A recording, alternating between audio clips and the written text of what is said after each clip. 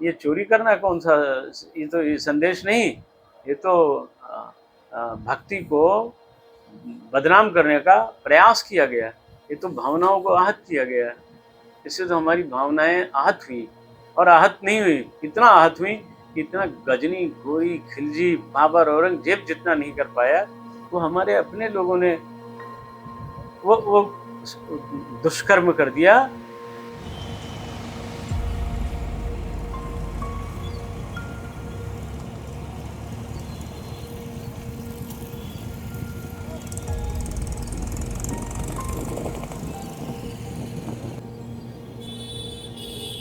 बड़े गंदे लोग हैं, इन्होंने मानसिक रूप से इस देश को अपना गुलाम समझ लिया था।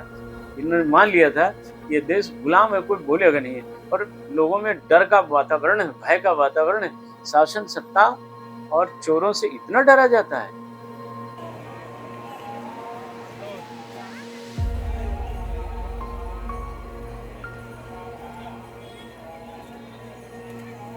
निश्चित तौर से इसमें सबकी मिली भगत है, और निश्चित तौर से सब लोगों ने इसमें गोलमाल किया है, सब बंटवारेदार हैं, सब हिस्सेदार हैं। अरे भाई चंपत राय जी, जब आप सर्वे सरवाते तो जिम्मेदारी आपको लेनी पड़ेगी। एसआरटी गठन होने के 15 दिन के बाद जो है आप इस्तीफा दे रहे हैं, और भी कह रहे हैं कि मैं इस्तीफा नैतिकता का आधार पर दिया। अरे चंपत राय जी, मैं आपसे क्या बोलूं, आप 25 साल हो गए हैं, आप इस्तीफा की परिपाटी माननीय तत्कालीन मुख्यमंत्री आप कल्याण सिंह से सीखे होते कि इधर मस्जिद ढहा नहीं, और कल्याण सिंह ने मुख्यमंत्री पद का परित्याग करके इस्तीफा दे दिया था। आप उनसे तो सीखे होते कम से कम। 6 दिसंबर 1992 में जब अयोध्या में बाबरी मस्जिद का ढांचा गिराया गया, तो ये कोई एकाएक होने वाली घटना कतई नहीं थी। इसके लिए कई महीनों और वर्षों की तैयारी और प्लानिंग की गई थी। और यहाँ पर अयोध्या में उस काम को अंजाम देने वाले जो फुट सोल्जर थे, जिन्हें हम सब कार सेवक के नाम से जानते हैं, वो लाखों की तादाद में यहाँ पर उस दिन मौजूद थे, जिन्होंने उस दिन इस पूरे विध्वंस में अपनी भूमिका निभाई। 2026 में जब से ये राम मंदिर चंदा घोटाला सामने आया है, कुछ कार सेवक भी बहुत मुखर होकर इस मुद्दे पर बोल रहे हैं। वो आहत हैं क्योंकि उन्हें लगता है कि मंदिर प्रबंधन में बहुत भारी चूक हुई है। पिछला जो कुछ किया उसको लेकर कहीं कोई आत्मग्लानि नहीं है, लेकिन सवाल इस करंट मैनेजमेंट के लिए बहुत सारे हैं। हम कुछ एक ऐसे परिवार से भी मिले जहां एक 19 वर्ष के कार सेवक की इस घटना में मृत्यु हो गई थी। वो परिवार आज दर दर की ठोकरें खाने को मजबूर है। फाइनेंशियल हेल्प के लिए वो कई बार यहाँ स्थानीय नेताओं के पास जा चुका है, लेकिन कहीं भी उनको कोई भी हेल्प जो कि सुनिश्चित कर सके कि उन्हें एक रेगुलर सोर्स ऑफ इनकम मिलता रहे, ऐसी कोई हेल्प उन्हें अभी तक नहीं मिल पाई है। तो इस स्टोरी में हम बात करेंगे उन कार सेवकों की जिन्होंने 1992 में बाबरी विध्वंस में एक अहम भूमिका निभाई, और आज वो राम मंदिर चंदा घोटाले पर सवाल उठा रहे हैं।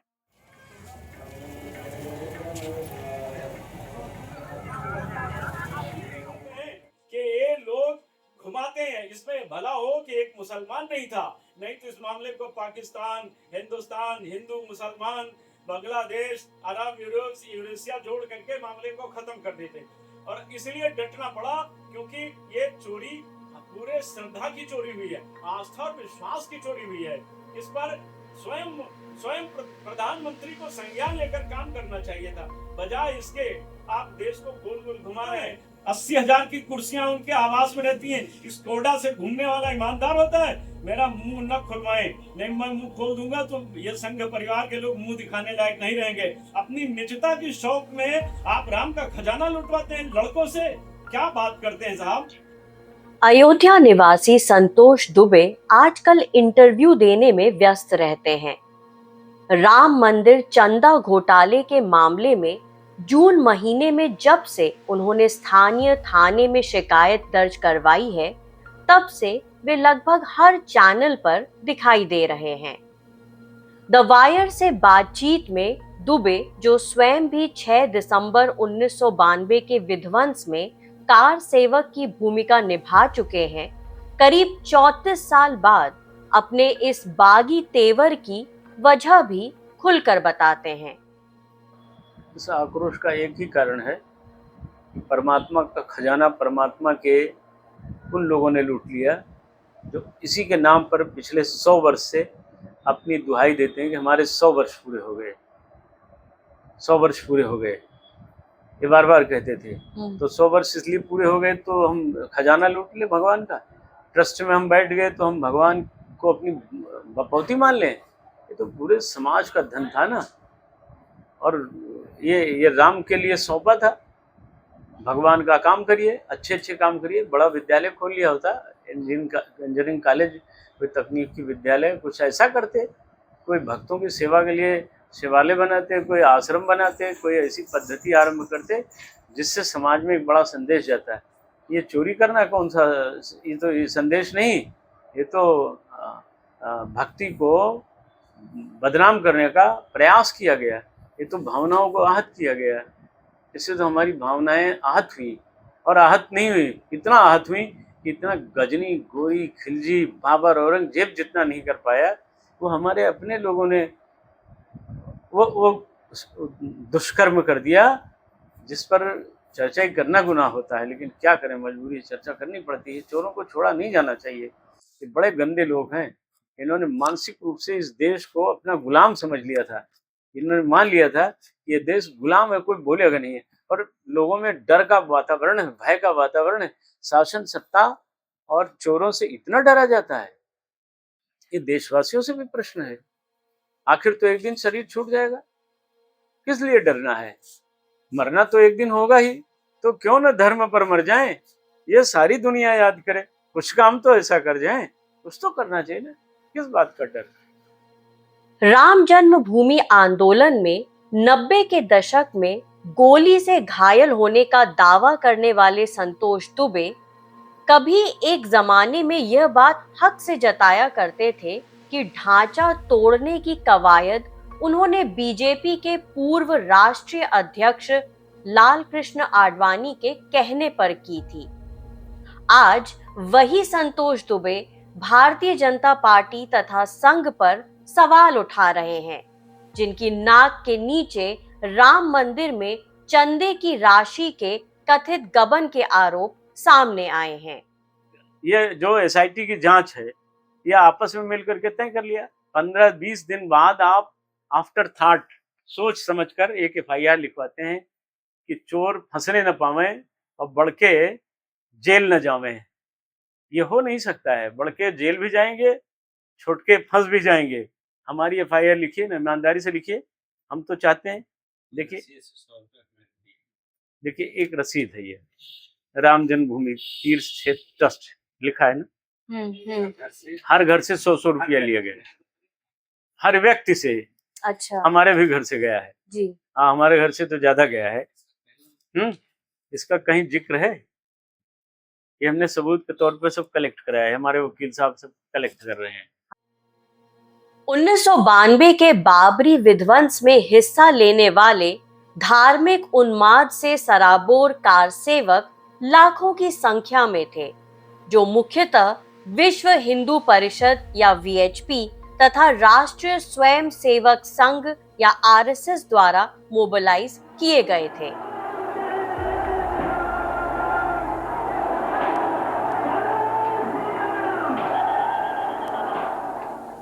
And when we got back and looked at our tapes, we discovered what people had been saying an hour before the demolition began.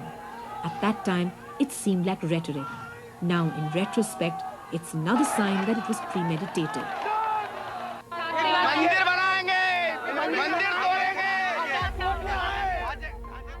इनमें जहां कुछ कार सेवक जैसे कि संतोष दुबे मैगजीन के कवर पर पोस्टर बॉय के रूप में मशहूर हुए, वहीं कई हजार ऐसे भी हैं जो गुमनामी के अंधेरे में ही रह गए। ऐसे ही एक कार सेवक जिनसे हमारी मुलाकात अयोध्या में हुई, राकेश कुमार पांडे उर्फ लल्लन हैं। बातचीत में वे दिखाते हैं कि विध्वंस के दौरान आई चोट से उनके बाएं कंधे की हड्डी में काफी गहरी चोट आई थी। आज राम मंदिर चंदा घोटाले के आरोपों को लेकर वे भी काफी आक्रोशित हैं। उस समय कार सेवा में हम सम्मिलित थे। जिस समय बाबरी विध्वंस हुआ उस समय हम भी उसमें मौजूद थे। हमारे बड़े भाई परम आदरणीय संतोष दुबे की अगुवाई में, उनके दिशा निर्देश से हम लोग अपने अभियान और कार्य में सफल रहे। जिस समय बाबरी विध्वंस हो रहा था, तोड़ रहे थे हम लोग, उस समय पैर फिसल कर मैं गिर भी गया था। ये मेरा बायां पखुरा ये उखड़ गया था और किसने मुझे ले जाकर के हॉस्पिटल में दिया हम नहीं जानते हैं। बाद में मुझे पता चला कि हमारे बड़े भैया संतोष दुबे भी घायल हो गए हैं। वो अचेत अवस्था में, उनको कहाँ ले जाया गया ये जानकारी मुझे बहुत बाद में मिली। क्या उम्र रही होगी आपकी उस समय? हमारी उम्र लगभग 18 से 19 वर्ष। एक बात जो हम समझना चाह रहे हैं एक पत्रकार के तौर पे कि करीब 1,50,000 ये संख्या बताई जाती है कि कार सेवक उस दिन थे अयोध्या में। आप लोगों के मन में क्या चल रहा था और क्या वो चीज़ थी जो आप लोगों को बांधे हुई थी कि ये काम आज हमें करना है? कुछ थोड़ा बता सकते हैं? क्योंकि 18-19 साल बहुत छोटी उम्र होती है, तो उतनी परिपक्वता नहीं रहती है एक व्यक्ति में। तो कैसे आप कार सेवा की तरफ आपका रुझान हुआ? उस समय हम लोग केवल रामलला के नाम पर कुर्बानी देने के लिए तैयार थे। उस समय हम लोग रामलला के लिए कुर्बानी देने के लिए तैयार थे। हमारे बड़े भैया का यही आदेश था कि ये बाबरी मस्जिद जो है ध्वंस किया जाए और यहाँ रामलला की मूर्ति स्थापित किया जाए। ये हम लोगों का पूर्ण रूप से मेन संकल्प था और इस अभियान में हम लोग करीब करीब सफल रहे। तो आप मतलब उस दिन कितने घंटे आप वहाँ पर थे मस्जिद के पास? आपने उसको गिरते हुए भी देखा है या गिरते हुए नहीं देखा है, मैंने गिराया है उसको हथौड़ा से और पैर बिछल जाने के कारण, पैर स्लिप करने के कारण ये माया पखुरा ये उखड़ गया था जी। जो राम मंदिर चंदा घोटाले का मामला चल रहा है जी, तो एक कार सेवक के, पूर्व कार सेवक के रूप में आप इसको कैसे देखते हैं कि जिस मंदिर के लिए आप लोगों ने कार सेवा करी, एक ढांचा गिराया जी। वो अपने आप में एक इतिहास में विवादास्पद घटना है जिसको आप लोग वैचारिक तौर पे सही मानते हैं, लेकिन एक तरह से वो जो हिंदुस्तान की छवि थी उसको भी उस पूरी घटना से ठेस पहुंची। अब उसी मंदिर में करप्शन के चार्जेस लग रहे हैं और जो लोग मैनेज करने वाले उन पर ही आरोप लग रहा है। इस पूरे प्रकरण को कैसे देखते हैं आप? अब क्या बताएं इस प्रकरण को, ये तो बड़ा निंदनीय कार्य है। ये कार्य बड़ा निंदनीय है और जथा नामे तथा गुणे, जैसा जिसका नाम है, जैसे पदाधिकारी बना दिए गए वैसे कार्य कर रहे हैं। अब इसमें हम लोग क्या करें? हम लोगों की यही इच्छा थी कि रामलला की आ जाए यहाँ, उनकी प्राण प्रतिष्ठा हो जाए। हम लोगों की इच्छा पूरी हो गई। न उसमें भाग लेना है, न उसमें से धन लाना है, न कुछ करना है। राम जी की इच्छा है, जो कुछ निर्णय करेंगे प्रभु करेंगे। तो हम लोग इसमें क्या कर सकते हैं? और लेकिन आंदोलन ये जारी रहेगा जब तक उनको सजा नहीं मिलेगी। ये आंदोलन जारी रहेगा। राम मंदिर ट्रस्ट के मैनेजमेंट से जुड़े लोगों पर सवाल पूछने पर राकेश झिड़कते हुए कहते हैं कि वे संबंधित व्यक्तियों का नाम तक लेने में अपमानित महसूस करते हैं। आपके अनुभव में मंदिर का जो प्रबंधन था, जो अब पूरी तरह से आरएसएस और वीएचपी के हाथों में था, तो क्या इसमें पारदर्शिता की कुछ कमी थी? कैसे देखते हैं? क्योंकि आप भी समझ रहे होंगे कि ये संगठन कैसे काम करते हैं। कारण क्या रहा कि इस तरह से इतना घोटाला हो गया? अब ऐसा है सर, इसमें क्या बताया जाए। कर्ता धर्ता सब ऊपर वाले हैं, शासन प्रशासन तो है ही है। अब इसमें किसी को कोई देखा तो है नहीं, लेकिन ये कार्य जो है राम जी के साथ जो हुआ है ये निंदनीय है, ये बहुत ही गलत हुआ है। यही आग्रह किया जा रहा है कि सरकार अब भी पूर्ण रूप से जाग जाए और इनको पनिशमेंट दे, सजा दे इनको। यही हम लोगों की इच्छा है। जो संगठन इसको मैनेज कर रहे थे, जैसे चंपत राय हैं वो वीएचपी से जुड़े हैं, अनिल मिश्रा हैं वो आरएसएस से जुड़े हैं, तो इन संगठनों के लिए भी कुछ आप कहना चाहेंगे कि इनकी भी फंक्शनिंग में कहीं ना कहीं बहुत बड़ी चूक हुई है मंदिर के प्रबंधन को लेकर? अरे इन लोगों का नाम लेना सर पाप है। ये तो राम के नाम पर अपराधी जन्म ले लिए हैं, इनका तो नाम ही लेना पाप है। इनका नाम आप कहाँ से ले लिए? ये तो समझ के बाहर है। ये लोग किसी काम के नहीं सर, यही तो लेकर के चले ही गए। बहुत तमाम कितना पत्थर आए, कितना हीरा मोती मणि कितना आए अयोध्या में, किसी का कुछ पता है? पता ही नहीं है।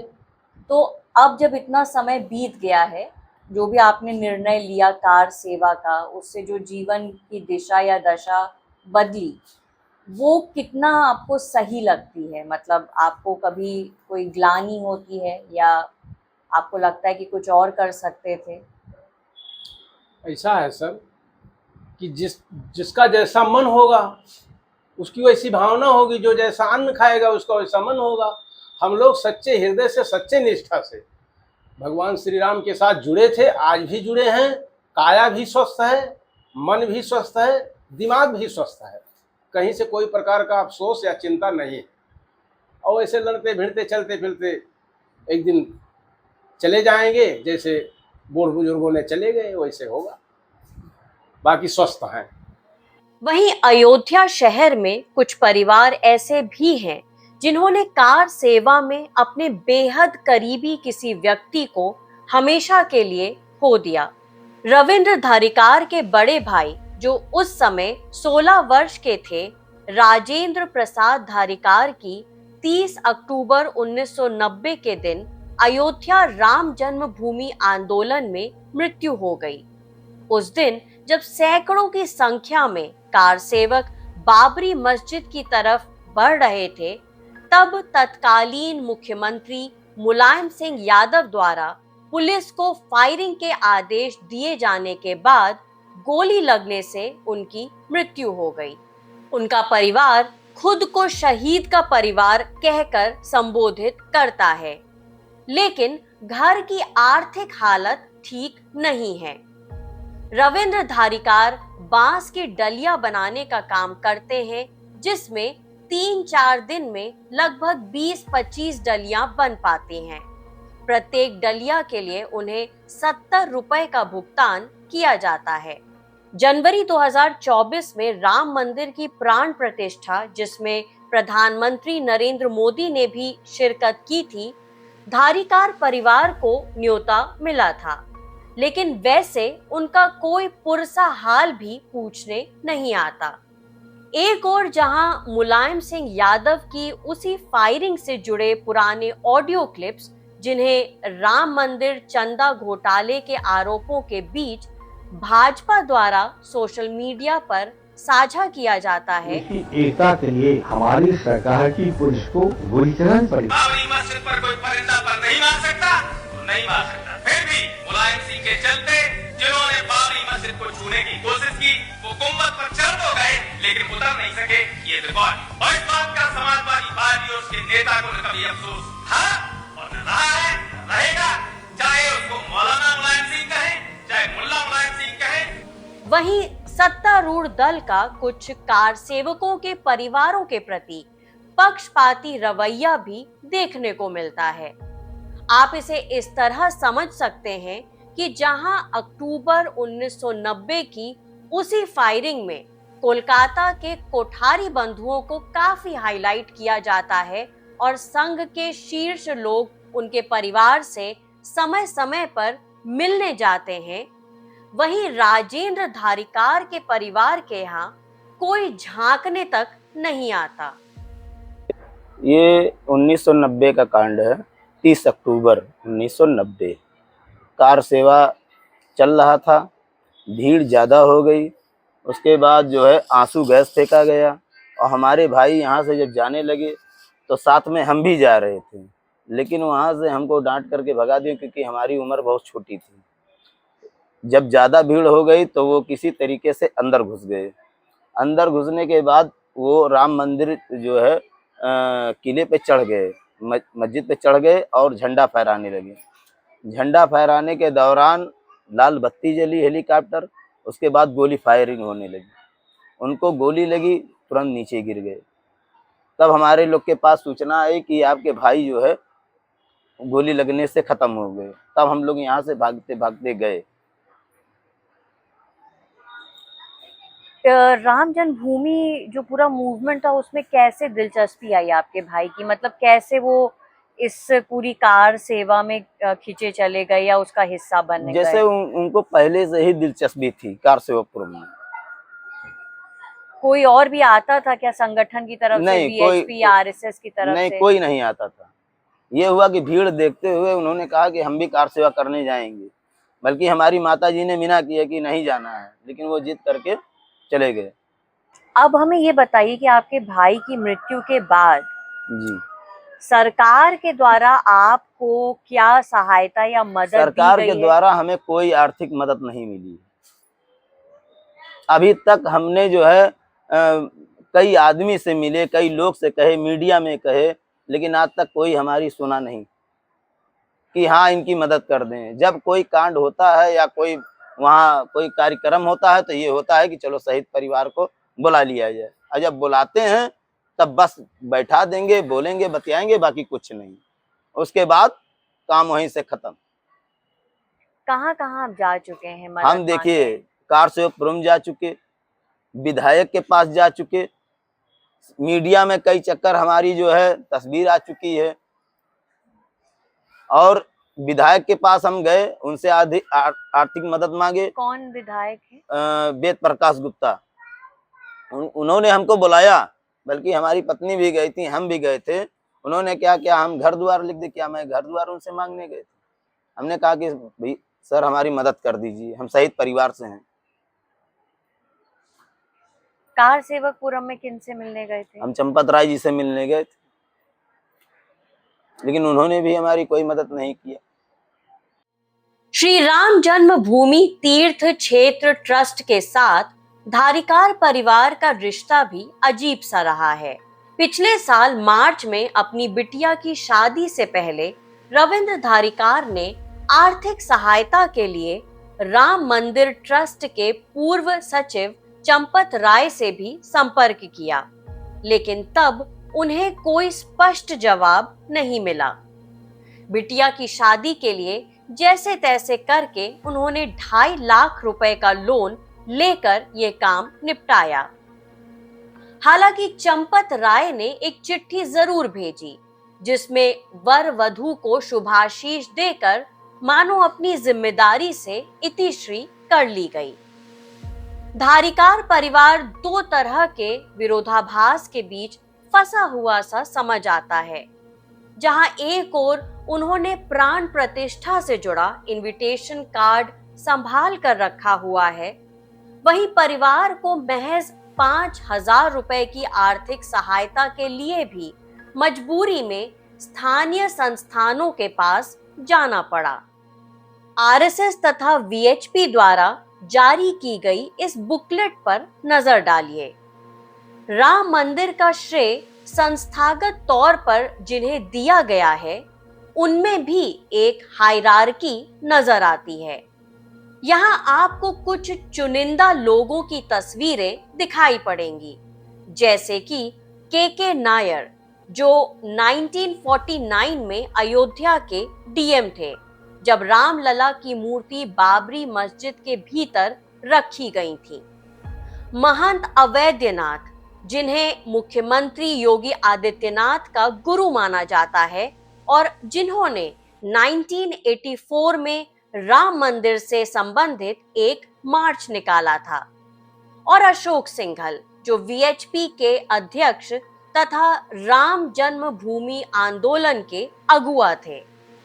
लेकिन इस एल्बम में राजेंद्र धरिकार का नाम कहीं फुटनोट में भी दिखाई नहीं पड़ता।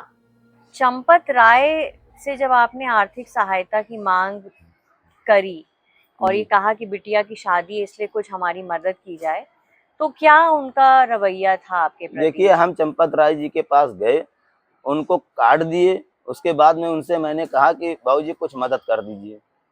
उन्होंने कार्ड माथे से लगाया, रख दिया, वो कुछ बोले नहीं और ना हमारी बिटिया की शादी में वो आए और चिट्ठी लिखकर भेज दिए कि हम मंदिर के कार्य से बहुत व्यस्त थे इसलिए नहीं आ पाए। 90 के बाद क्या उस समय की मुलायम सिंह यादव सरकार ने भी कुछ? हाँ, हमारे पिताजी को मुलायम सरकार ने 1 लाख रुपया दिया, ये हमें भली भांति जानकारी है और किसी ने अभी मदद नहीं किया। एक जो वाक्य आप बता रहे थे कि लाल कृष्ण आडवाणी भी आपसे लोगों से हाँ, जब सन 90 में कांड हुआ था, जब हमारे भाई शहीद हुए थे, तो लाल कृष्ण आडवाणी हमारे घर तक आए थे, 10,000 रुपये की मदद किया और उन्होंने ये कहा था कि हम आपके लड़के को नौकरी देंगे। इसी लालच में हमारे पिताजी सारी जो है फोटो और जो हमारे भाई को मिला था वो सब लेकर वहां गए, लेकिन उनके पीए ने मिलने नहीं दिया। ये कहाँ मिलने गए? दिल्ली गए थे मिलने। मतलब वो जो नौकरी का आश्वासन था वो आपके हाँ, लिए आश्वासन था? दिए थे, वो भी नहीं। वो आपके लिए था? हाँ, हमारे लिए था। इसीलिए हमारे पिताजी मरते मरते कहे कि हो सकता है कि कभी न कभी कोई न कोई आर्थिक मदद करने आएगा, लेकिन आज तक कोई भी नहीं आया। अब जैसे ये जो पूरा आप रवैया देखते हैं, जो कार सेवा में आपके परिवार का एक व्यक्ति मारा जाता है और जिस तरह से आप लोगों को अपने हाल पे छोड़ दिया है, वो चाहे विश्व हिंदू परिषद हो, चाहे आरएसएस हो, चाहे खुद बीजेपी हो, जो कि मंदिर मूवमेंट के नाम पर ही आज सत्ता में काबिज है, तो कैसे आप इसको देखते हैं? देखिए, हमारे भाई वहाँ शहीद हुए हैं और जो मंदिर का ये समय चल रहा है प्रक्रिया कि चंदा चोरी हुआ है, हम चाहते हैं कि जो है जैसे चंदा चोरी हुआ है उसमें जो भी उसमें इन्वॉल्व हो उनको सजा मिले। हमारे भाई की जो वहाँ जो है बलिदान हुआ है वो शहादत लाए। सरकार से आप क्या चाहते हैं? सरकार से हम यही चाहते हैं कि शहीद परिवार को देखे, उनकी जो है आर्थिक थोड़ा मदद करे, बस यही चाहते हैं कि जैसे वो राम मंदिर में देखती सुनती आई है वैसे शहीद परिवारों को भी देखे। नए अयोध्या के तेजी से होते आधुनिकीकरण के बीच इस शहर का एक हिस्सा ऐसा भी है जो समय की रफ्तार के साथ कतई भागना नहीं चाहता। तुलसी उद्यान के पास हम ऐसे ही एक मोहल्ले में करपात्री महाराज से मिले। इन्होंने भी 1990 और 1992 में कार सेवा में हिस्सा लिया था। महज 15 बाय 10 के एक कमरे में रहने वाले, जिसे वे स्वयं करपात्री की कोठरी कहते हैं, और दिन में गिनकर मिट्टी के बर्तन में 18 कौर खाने वाले राम भक्त करपात्री भी आज संघ और ट्रस्ट के पदाधिकारियों पर आरोप लगाते नहीं थक रहे हैं। 91 में चंपत राय आए और कहा जा रहा है कि इन्होंने मुकदमा देखा। क्या भाई 91 के पहले मुकदमा नहीं चल रहा था क्या? हम तो 500 साल से मुकदमा लड़ रहे हैं। हमारे हिंदू महासभा के गोपाल जी ने प्रथम याचिका दायर की थी इनके आने के पहले, जो हिंदू महासभा के थे, वही आधार बनाया गया। यह है कि चंपत राय वकालत का काम देखने का काम करते थे, वकीलों मैनेजमेंट करते थे। हमने तो अशोक सिंघल के साथ काम किया है, रामचंद्र परमहंस जी के साथ किया है, नित्य गोपाल दास के साथ काम किया है विश्व हिंदू परिषद में, प्रातः स्मरणीय वंदनीय पूज्यपाद डॉक्टर रामविलास वेदांती के साथ काम किया है। नेपाल में हमने 15-15 दिन प्रवास किया है। 3-3 दिन तक हम लोगों ने दातुन नहीं किया है। गांव के देहात में किसी घर में शाम को चले जाते थे, रोटी मिलती थी नहीं मिलती थी, हम लोग सो जाते थे। एक एक रुपया एक एक पैसा मांग करके हम लोगों ने दान किया। ये विश्वास ही नहीं हो रहा था कि हमारे पैसे का दुरुपयोग ये लोग करेंगे। 22 जनवरी को प्राण प्रतिष्ठा थी, भूमि पूजन हमारे प्रधानमंत्री ने किया। 22 तारीख को प्राण प्रतिष्ठा हुई, एक ट्रस्ट बना दिया गया। क्योंकि हम लोगों की इच्छा ये नहीं थी कि हम ट्रस्ट में जाएं, हमारी इच्छा थी कि रामलला जो टेंट में पड़े हुए हैं वो रामलला हमारे अपने भव्य भवन में आ जाए। यही हमारी लालसा थी, यही हमारी खुशी थी। हमारे रामलला हमारे भवन में आ गए, हम लोगों की आंख में आंसू आ गया। चलो, मुझे ट्रस्ट की कोई आवश्यकता नहीं है, ये ट्रस्ट का काम जो है ये लोग करें। तो विश्व हिंदू परिषद आरएसएस के लोगों ने ये समझ लिया कि मैं राम जी को लाया हूँ और ट्रस्ट में एकाधिकार का प्रयोग कर लिया। ट्रस्ट में एक गांव सनेथू है, सनेथू के बगल में एक सराय गांव है, रघुवंशी ठाकुर उसमें थे, एक भी रघुवंशी ठाकुर उसमें नहीं लिया गया। और उस गांव के रघुवंशियों ने कहा कि जब तक रामलला का मंदिर नहीं बन जाएगा तब तक हम जूता और छाता नहीं लगाएंगे। उस गांव के तमाम ऐसे लोग थे जो आईएएस थे, पीसीएस थे, डीएम थे, लेकिन कभी उन लोगों ने प्रोटोकॉल के तहत भी जूता नहीं पहना, छाता नहीं लगाया, जीवन व्यतीत किया गया। उन सूर्यवंशियों को उसमें नहीं लिया गया। अरे भाई चंपत राय जी, जब आप सर्वे सर्वा थे तो जिम्मेदारी आपको लेनी पड़ेगी। एसआईटी गठन होने के बाद 15 दिन के बाद जो है आप इस्तीफा दे रहे हैं और भी कह रहे हैं कि मैं इस्तीफा नैतिकता का आधार पर दिया। अरे चंपत राय जी, मैं आपसे क्या बोलूं, आप 25 साल हो गए हैं, आप इस्तीफा की परिपाटी माननीय मुख्यमंत्री तत्कालीन मुख्यमंत्री आप कल्याण सिंह से सीखे होते कि इधर मस्जिद ढहा नहीं, और कल्याण सिंह ने मुख्यमंत्री पद का परित्याग करके इस्तीफा दे दिया था। आप उनसे तो सीखे होते, कम से कम आप उनसे नहीं सीख पाए हैं। निश्चित तौर से इसमें सबकी मिली भगत है और निश्चित तौर से सब लोगों ने इसमें गोलमाल किया है, सब बंटवारेदार हैं, सब हिस्सेदार हैं इन सबके ऊपर। और दूसरी चीज सबसे बड़ी विडंबना ये है कि सुप्रीम कोर्ट के आदेश से पीएमओ के द्वारा यह ट्रस्ट गठन किया गया। तो यह यूपी गवर्नमेंट का अंदर नहीं है, ये तो सेंट्रल गवर्नमेंट के अंतर्गत है ना, पीएमओ सेंट्रल गवर्नमेंट के अंदर है ना। तो सेंट्रल गवर्नमेंट की जो कार्रवाई होती है उसकी जांच सीबीआई करती है। एसआईटी तो यूपी की है ना, स्टेट की है। तो क्या एसआईटी जांच जो है केंद्र के ऊपर एसआईटी जांच कर सकती है क्या? केंद्र की जांच तो एसआईटी हो सकती है, क्या एसआईटी केंद्र की जांच कर सकती है क्या? निश्चित तौर से हम लोगों को बहुत दुख है, आंतरिक दुख है। अब यही परमात्मा से मांग है कि छोटी छोटी मछलियां तो फंसा दी गई हैं, ये बड़ी बड़ी मछलियां कब आएंगी? आपके हाथ में कैंसर तो हो गया है, लेकिन कैंसर होने में आप अंगुली काट करके कह रहे हैं कि कैंसर खत्म हो जाएगा। अंगुली काटने से कैंसर नहीं खत्म हो जाएगा जब तक हाथ नहीं काटा जाएगा। और जब हाथ काट लिया जाएगा, हमसे लोग कहते हैं कृपात्री जी आप नाराज हो जाते हैं। हमने कहा मैं नाराज नहीं हो जाता हूँ, लेकिन गोस्वामी तुलसीदास ने कहा संत वही है जो अन्याय को देख न सके, कि जो न दंड दे मुखल तोरा, भ्रष्ट हो श्रुति मार्ग मोरा।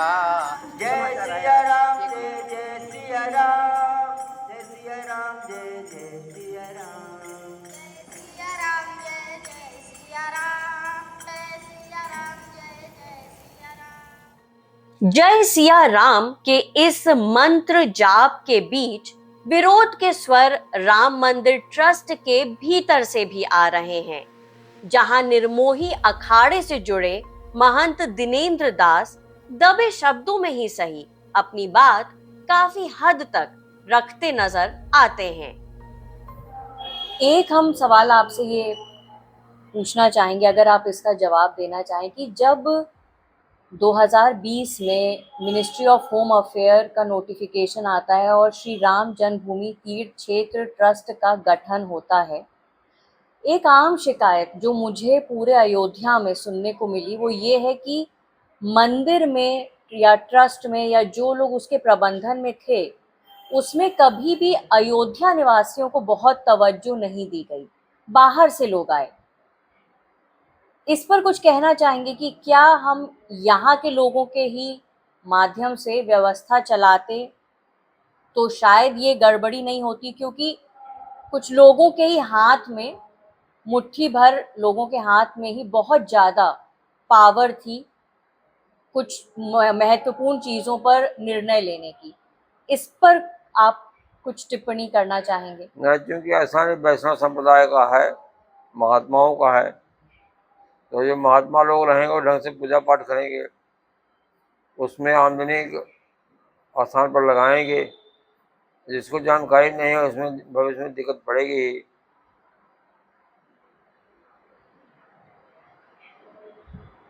नहीं, तो जैसे जो लोग थे पहले और यहाँ स्थानीय लोगों को क्या और जगह मिलनी चाहिए मंदिर के प्रबंधन में? उसमें मुख्य तो निर्मोही अखाड़ा ही था। निर्मोही अखाड़ा का स्थान थे, हमारी पैतृक संपत्ति है, लेकिन सुप्रीम कोर्ट से निर्णय आ गया हमारे लिए, वो ठीक है कि रामलला विराजमान हो गए, पूजा पाठ हो गई। लेकिन रामलला के यहाँ भी चोरी डकैती, ये गलती हो गई, ऐसा नहीं होना चाहिए। आपको लगता है कि छवि धूमिल हुई है, जो एक पूरा इतिहास था राम जन्मभूमि मूवमेंट का, मंदिर का, अयोध्या का जो छवि थी वो कहीं ना कहीं खराब हुई है इस पूरे प्रकरण से? वो तो रामलला के यहाँ चोरी हो गई तो डकैती हो ही गई है, वो समझिए रावण पहुंच गए हैं, लेकिन मुख्यमंत्री उसमें पूरा पैरवी कर रहे हैं और अपने आप सब जेल में पहुंच जाएंगे, फांसी भी हो सकती है। जो कार सेवक इस समय एक विरोधाभास है और संतोष दुबे वगैरह जो हैं कार सेवक रहे हैं, बकायदा शिकायतकर्ता के रूप में सार्वजनिक तौर पे सामने आए हैं, और भी अन्य कार सेवक हैं जैसे कारपात्री महाराज वगैरह, जो भी अब काफ़ी क्रिटिसाइज कर रहे हैं ट्रस्ट को और उनसे जुड़े लोगों को। जो एक चीज़ मैं आपसे जानना चाह रही हूँ, समझना चाह रही हूँ कि ये जो कार सेवक हैं जो कि दिसंबर 92 में बाबरी विध्वंस में शामिल थे, आज उसी राम मंदिर ट्रस्ट चंदा घोटाले के सामने आने के बाद जो पदाधिकारी हैं, जो संघ से जुड़े लोग हैं, चंपत राय हैं, उन पर उंगलियां उठा रहे हैं, क्या इन कार सेवकों को हम विसल ब्लोअर कह सकते हैं इस पूरे एपिसोड में? नहीं, कार सेवकों को ही नहीं, जो ट्रस्ट के लिए, ट्रस्ट के संरक्षण और नियंत्रण में काम किए हैं, चढ़ावा चोरी के, वो भी विसिल ब्लोअर हैं। ये लोग तो वो असंतुष्ट लोग हैं जिनको उनका सम्मान नहीं मिला, उनका हक नहीं मिला और उनके संघर्ष को महत्व नहीं दिया गया।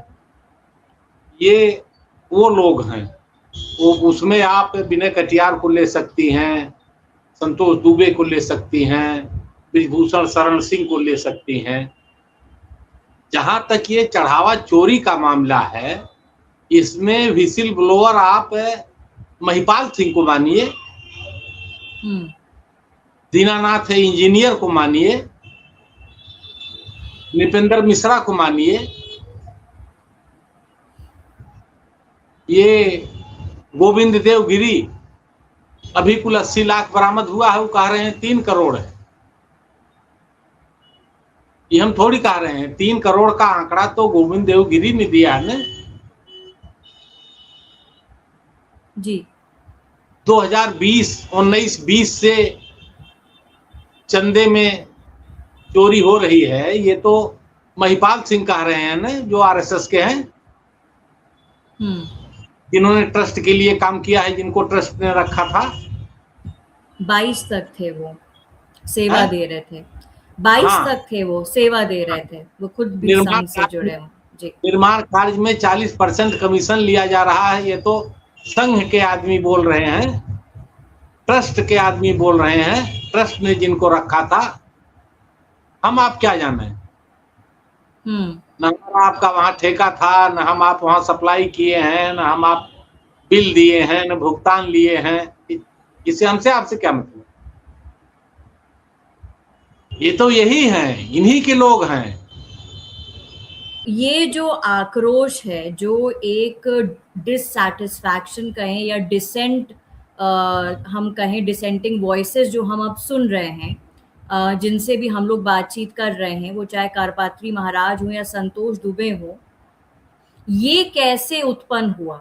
इनकी जो साइडलाइनिंग है, क्या वो 2020 में शुरू हुई, जब फरवरी में मिनिस्ट्री ऑफ होम अफेयर के द्वारा ट्रस्ट एक बना, उसके स्थापना को लेकर एक अनाउंसमेंट हुई, क्या वहां से इनको दरकिनार किया जाना शुरू हुआ, या फिर ये पहले से ही एक तरह का डिफरेंशियल ट्रीटमेंट, एक डिस्क्रिमिनेटरी ट्रीटमेंट था 90 के ही दशक में? जब हो गया, इनका इस्तेमाल हो गया, तो बाकी लोग आगे निकल गए, ये पीछे रह गए। इसका टाइमलाइन क्या है सर? फैसला आने के बाद, जब तक फैसला नहीं आया था, जब तक आंदोलन चल रहा था, तब तक ये इनकी सत्ता प्राप्ति का वो था, मसाला था, राम मंदिर आंदोलन। और जब फैसला आया तब तक इनको सत्ता मिल गई थी। तो जब सत्ता मिल गई तो जिसकी बदौलत मिल गई थी, तो फिर उनका क्या काम, उनको वहीं से दरकिनार किया गया। यही तो मैं बता रहा हूं कि आडवाणी, मुरली मनोहर जोशी, उमा भारती, विनय कटियार, ब्रिजभूषण शरण सिंह, ये लोग कहाँ हैं और क्यों नहीं बुलाए गए, क्यों नहीं लाए गए? रामदेव को तो हम नहीं देखे थे नाचते हुए राम मंदिर आंदोलन में, अडानी अंबानी को तो नहीं देखे थे राम मंदिर आंदोलन में। इतने हीरो हीरोइन है को आए थे यहाँ राम मंदिर आंदोलन में। इस पूरे प्रकरण में बातचीत जो है वो ऑफ कोर्स ट्रांसपेरेंसी को लेकर है। जिस भी तरह से ट्रस्ट चलाया जा रहा था, जिस भी तरह से चंदा मैनेज किया जा रहा था, मिसमैनेज किया जा रहा था, लूट मची हुई थी। लेकिन ये जो पूरा प्रकरण है, ये कितना वर्चस्व की लड़ाई से भी जुड़ा हुआ है। अगर हम बात करें संघ बनाम विश्व हिंदू परिषद बनाम जो बाकी फैक्शन है, जिसमें कार सेवक संतोष दुबे, करपत्री महाराज, ये भी आ जाते हैं, तो ट्रस्ट को लेकर ये कितनी वर्चस्व की भी लड़ाई है, जिसका एक थोड़ा विभत्स रूप हमने इस पूरे एपिसोड में देखा है। ट्रस्ट को लेकर कोई वर्चस्व की लड़ाई नहीं है। ट्रस्ट में जो लोग हैं, इनमें जो लोग हैं जो आना चाहते हैं, ये छोड़िए, जाने दीजिए, वो तो कोई आ ही नहीं पाएगा। आरएसएस के ही लोग रहेंगे, इसमें से दुई हटाए जाएंगे, दुई इनसे ज्यादा महान लोग बैठा दिए जाएंगे। ट्रस्ट में आपस में जो वर्चस्व की होड़ मची, उसी से खुलासा हो गया। और अब आरएसएस की सबसे बड़ी यही चिंता दिखाई पड़ रही, झलक रही है कि जो कालिख पुत गई है मुंह पर, वह धुली कैसे जाए और आगे के इंतजाम कैसे चाक चौबंद दुरुस्त किए जाएं, फिर ये लीक न होने पावे। बाकी अगर यही ट्रस्ट है, यही लोग हैं, तो अब किसी का भरोसा रह नहीं गया है। अयोध्या के बाकी साधु संत भी अलग अलग गुटों में बटे हुए हैं। जहां एक और करतलिया आश्रम से संबंधित महंत बाल योगी रामदास, जो समाजवादी पार्टी के शीर्ष नेतृत्व के काफी करीबी माने जाते हैं, ट्रस्टियों की आलोचना करते हैं, वहीं हनुमानगढ़ी मंदिर के महंत बलराम दास, जिनके परिसर में भाजपा के पूर्व सांसद और बाहुबली नेता ब्रिजभूषण शरण सिंह के पोस्टर दिखाई देते हैं। ये वही ब्रिजभूषण शरण सिंह हैं जिन पर साल 2023 में महिला रेसलर्स ने यौन उत्पीड़न का आरोप लगाते हुए जंतर मंतर पर विरोध प्रदर्शन किया था। हनुमानगढ़ी मंदिर के मुख्य पुजारी महंत बलराम दास के आश्रम में कन्या विवाह जैसे सामूहिक कार्यक्रमों में उत्तर प्रदेश के मुख्यमंत्री योगी आदित्यनाथ का हिस्सा लेना दोनों के बीच घनिष्ठता का संकेत देता है। शायद इसीलिए हनुमानगढ़ी के मुख्य पुजारी रूलिंग पार्टी के पक्ष में समझ आते हैं। अयोध्या वासियों को शर्मसार करने वाली जो है घृत घटना हुई है और बहुत ही शर्मिंदगी है साधु संतों में, हम लोगों में भी, और काफी संतों में आक्रोशित हैं कि ये ऐसा घृत काम करने वालों को तत्काल जो है, पहले तो ट्रस्ट के पदाधिकारियों का भी ये दायित्व बनता है, ये जिम्मेदारी बनती है कि ट्रस्ट को भंग कर दिया जाए, और ट्रस्ट को भंग करके फिर जो है, जो भी जांच के दायरे में आते हैं और इन लोगों को भी जेल भेजा जाए, किसी को बख्शा न जाए। जैसी इसलिए कि 140 करोड़ देशवासियों की आस्था और श्रद्धा की भाव विश्वास के मामला है। तो इसलिए अगर आज इन लोगों के खिलाफ कठोर से कठोर कार्रवाई होगी, तो भविष्य में राम जी का मंदिर तो कोई आज के लिए नहीं, अनादि के लिए, हमेशा के लिए है। तो कोई राम मंदिर में फिर चोरी करने से डरे, इसलिए इन लोगों के खिलाफ कठोर से कठोर कार्रवाई होनी चाहिए। हम लोगों की मांग है, अगर हो सके तो उच्च स्तरीय न्यायिक जांच हो, न्यायालय से जांच हो। इस पूरे घटनाक्रम का आपको क्या लगता है कि भारतीय जनता पार्टी पर क्या असर पड़ेगा? 6 महीने में ही उत्तर प्रदेश में चुनाव है, तो क्या जो भक्तों से इनकी इक्वेशन है बीजेपी की, सत्तारूढ़ दल की, वो इस पूरे इंसिडेंट से कुछ बिगड़ेगी आपको लगता है? देखिए, बिगड़ेगी नहीं, बहुत जबरदस्त बिगड़ेगी। पूरी समीकरण बिगड़ रही है, इसलिए कि आज तक केंद्र से प्रदेश में सांसद, विधायक, मेयर, पार्षद जो कुछ है, मर्यादा पुरुषोत्तम भगवान राम की वजह से है। इन लोगों ने राम के नाम पे आज तक राजनीति किए हैं। विश्व हिंदू परिषद, आरएसएस भी जुड़ा हुआ है, ये सब एक अंग है, सब एक ही हैं। तो इसलिए इस पे बहुत बुरा असर पड़ेगा। और इसमें क्या है कि इन लोगों ने बहुत प्रयास करके, बहुत इवेंट करके, बहुत बढ़िया जो है मंदिर का प्राण प्रतिष्ठा किया, लेकिन इसमें बहुत कमियां रही। शंकराचार्य जी ने भी आवाज उठाया, उन्होंने कहा शिखर नहीं बना, प्रतिष्ठा करा रहे हो। उसका नतीजा ये हुआ कि मर्यादा पुरुषोत्तम भगवान श्री राम की वजह से ये लोग आए थे, अब मर्यादा पुरुषोत्तम भगवान श्री राम की वजह से ये लोग जाएंगे।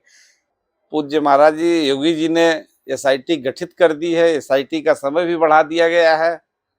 तो मुझे लगता है जब तक कि क्लियर एसआईटी जांच में ना जाए, तब तक सारा प्रकरण खुल ना जाए, तब तक इसमें किसी को भी कुछ कहना गलत लग रहा है।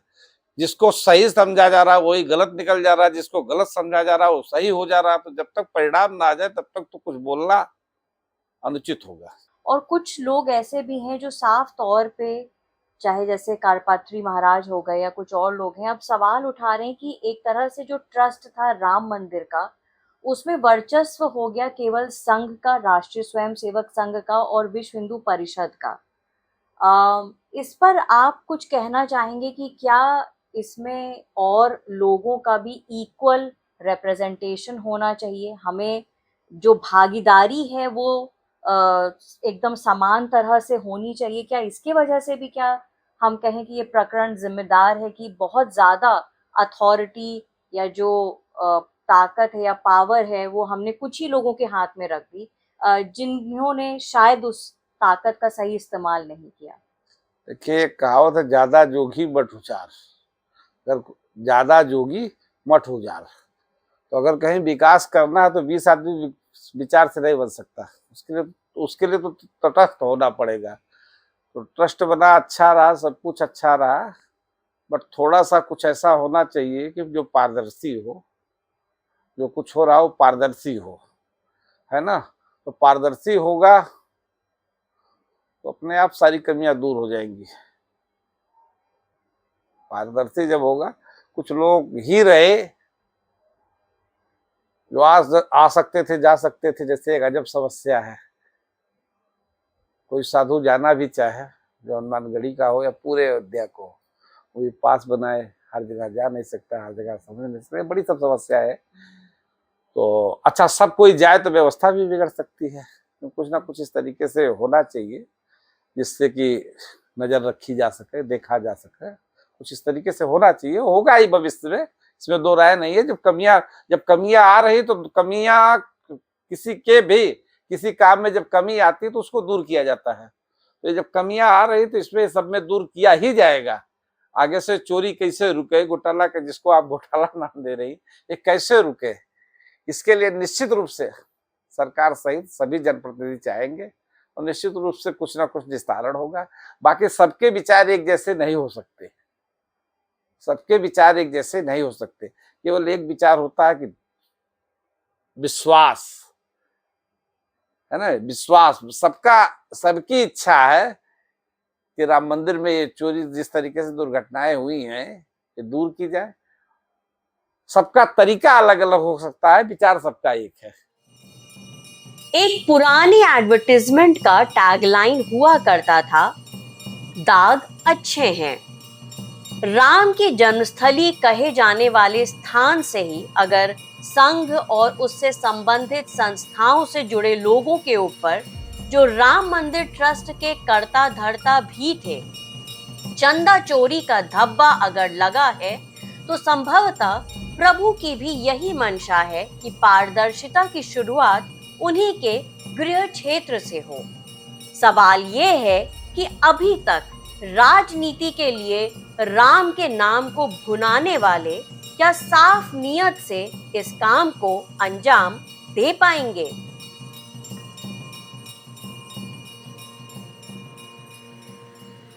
बात चाहे 2018 में चंदन गुप्ता की मौत की हो, जो जिनकी मृत्यु एक बाइक रैली निकालते वक्त कम्युनल वायलेंस में हुई थी, या फिर बात हम 2024 में राम गोपाल मिश्रा की करें, जिनकी भी मृत्यु गोली लगने से बहराइच में कम्युनल वायलेंस के दौरान हुई थी।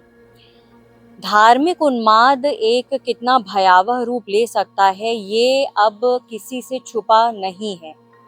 कार सेवक भी ऐसे ही एक धार्मिक उन्माद के फेस से होकर निकले हैं, जिनमें से कुछ मुट्ठी भर लोग आज पलट कर सवाल पूछ रहे हैं और कुछ ट्रांसपेरेंसी की मांग कर रहे हैं।